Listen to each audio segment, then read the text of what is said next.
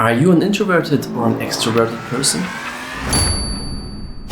For a huge part of my life, I never really asked myself this question.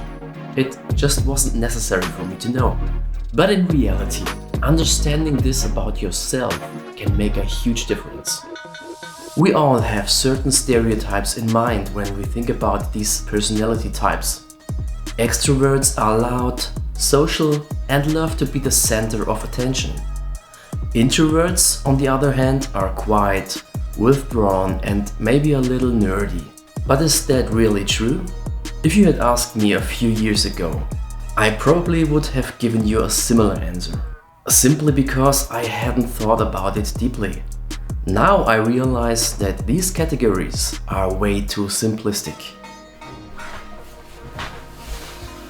One day I had a conversation with someone who had spent a lot of time thinking about this. That conversation made me realize something really important. Most people don't know how they come across to others, but this can be incredibly useful in work, relationships, and everyday life.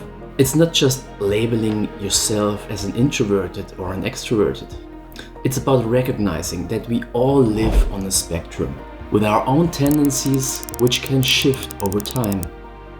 The core difference between introverts and extroverts comes down to energy. Introverts recharge through solitude and deep thinking. They prefer meaningful one-on-one conversations, need alone time to reset, and often feel drained after too much social interaction. Extroverts gain energy from being around people. They thrive in social settings, enjoy meeting new people, and often think out loud rather than processing things internally. And then there are ambiverts, people who don't fit neatly into either category. They shift between introversion and extroversion, depending on the situation. Maybe that sounds like you? You might find yourself relating to both categories, but still feeling like neither describes you perfectly. That's completely normal. This isn't just putting people into boxes.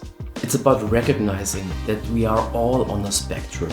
Your core tendencies might be fairly stable, but factors like mood, environment, and even life experiences can push you in different directions. An introvert might have moments of extroversion, and an extrovert might occasionally crave solitude. Personally, I consider myself as an introvert, but with some extroverted features.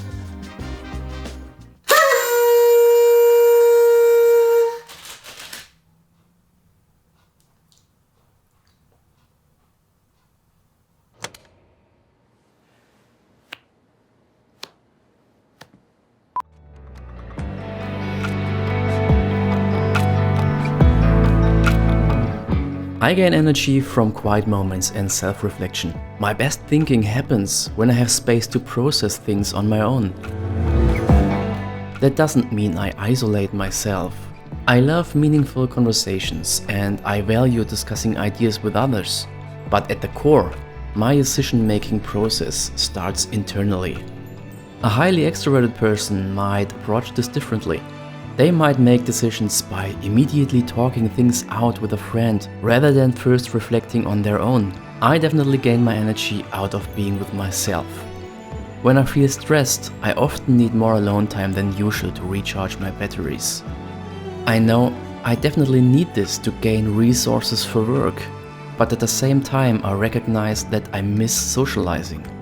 Because of that, I'm very glad to have people around me who reach out and say, "Hey, let's do something together.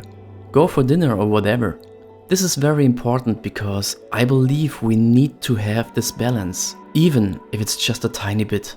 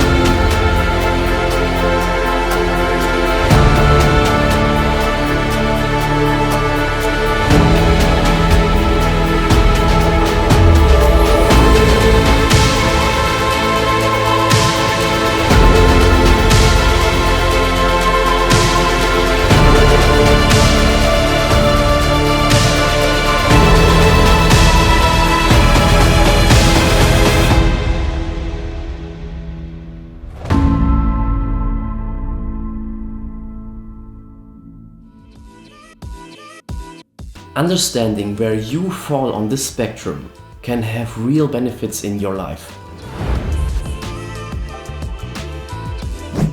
Many people feel that they are wrong because they don't match to societal expectations. But knowing your nature allows you to embrace it rather than fight against it. When you understand how you recharge, you can structure your life that prevents burnout.